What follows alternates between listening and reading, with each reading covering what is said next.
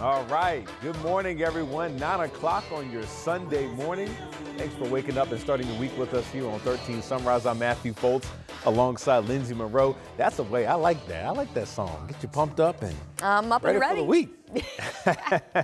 We are ready to go. And I'll tell you what, if you like winter weather, this is your week, Matthew. Yes, I love it. But you were saying that we're going to be experiencing some really cold temperatures later this week. You know, we're going to go from today, which will be the warmest day that we've had in about 9 days. And then we're going to flip-flop it between now and Wednesday and feel the coldest year yet this season. Come Wednesday morning when we are looking at air temperatures that will likely fall below zero.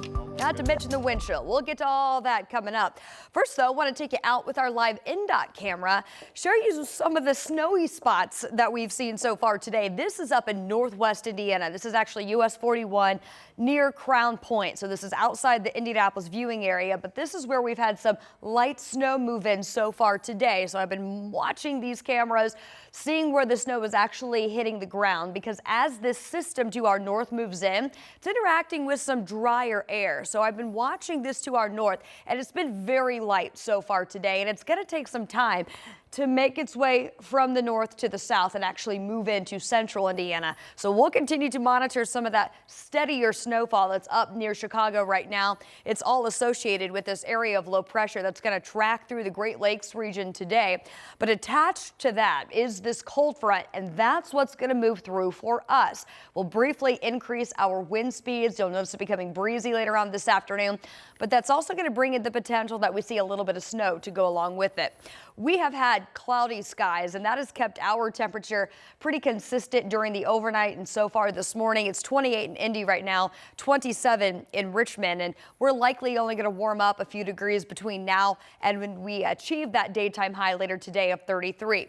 Now we get into the evening tonight, mainly after 3 p.m., and that's when that round of snow is set to move in. So here's the latest timeline on our high-resolution weather model. Going to take us between now and 3 o'clock. Notice that snow moves into northwestern parts of the area first, between Lafayette, Kokomo, and Peru. That will then move into the Indianapolis metro closer to 6 p.m. This is going to be light snow, and then eventually track into the south and the southeastern tier of the state. This is 9 o'clock tonight before eventually wrapping up closer to midnight. This is not going to be a high-impact event. For most of us, we see up to a dusting, but it will create some slick driving conditions tonight into our Monday morning commute. So we'll talk more about this timeline and, of course, that cold that's headed our way. That's in your 7-day forecast.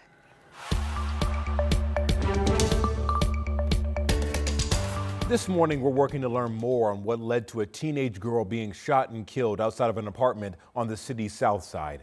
Our Anna Chalker is live this morning outside of IMPD Southeast District headquarters and has been following this story since it broke yesterday. Anna, what's the latest?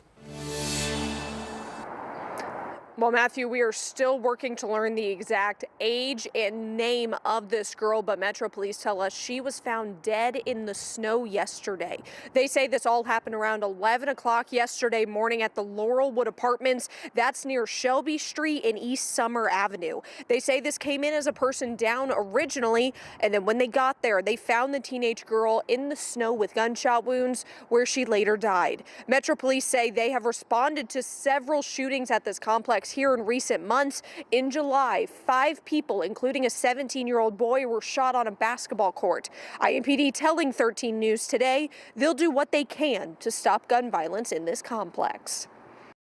It's certainly disturbing, and that's why, as an agency, we want to bring resources, not just from law enforcement, but whatever resources we have to provide to this particular apartment complex. From my understanding, it's somewhat of a quieter neighborhood, and so that would scare anybody.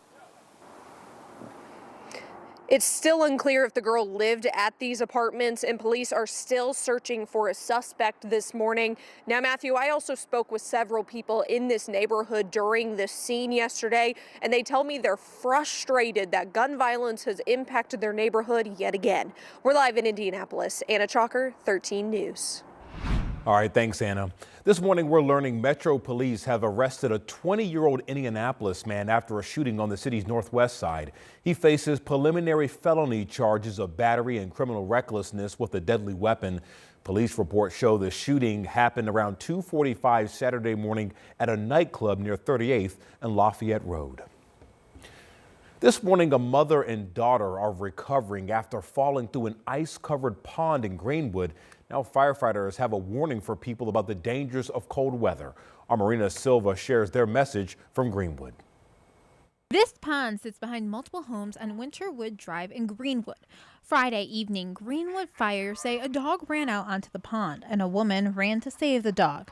The woman ended up falling through the ice, so her daughter went to save her, also falling through the ice. It was estimated that they were both about 30 to 40 feet away from the shore in the water. While on the phone with 911, the caller reported that a neighbor had a rope and had thrown the rope to the two victims and helped pull them to shore. Firefighters say if you live near water, you need to be extra careful. When you let them out, to make sure that they can't venture past a set point. It's also a good idea to have something in mind, like a driveway marker or a curb marker. Place it in, tell your kids you can't go past that. If you do see someone who has fallen through the ice, there are ways to help them without going in. Do not try to go out onto the water, because then that gives us, from one victim, we now have two victims if you fall through the water. Like this neighbor did, throw a rope, throw a life preserver, something out to them so they can keep themselves afloat. While it has been below freezing, you can never tell how thick the ice is. In this case, even the ducks were able to break through. That was our Marina Silva reporting. Neighbors tell 13 News that where that pond is very steep, so thankfully both women are safe this morning.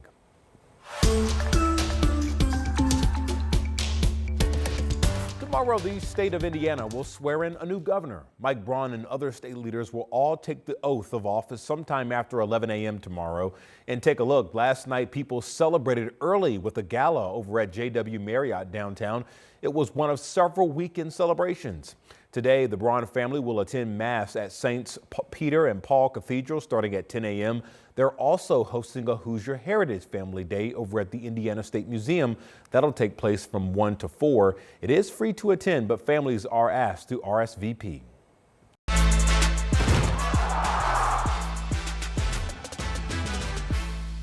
The College Football National Championship is set. Notre Dame taking on Ohio State.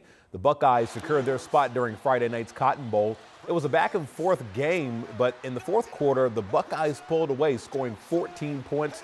Ohio State went on to beat Texas 28-14. And we also showed you that thrilling into the Orange Bowl as Notre Dame kicking a 41-yard field goal to take the lead with just 10 seconds left, and that put the Irish in the championship. Notre Dame and Ohio State will now face off in Atlanta on Monday, January 20th. Kickoff is at 7:30 p.m. and of course 13 News will be there so you can catch all the excitement leading up to kickoff as well as highlights after the game. If you're thinking about heading to the game, there are more ways to get there now. Southwest just added another nonstop flight from Indy International to Atlanta on January 19th. So there are now 3 nonstop flights to get fans to the title game, plus 4 nonstop flights to get back home on January 21st.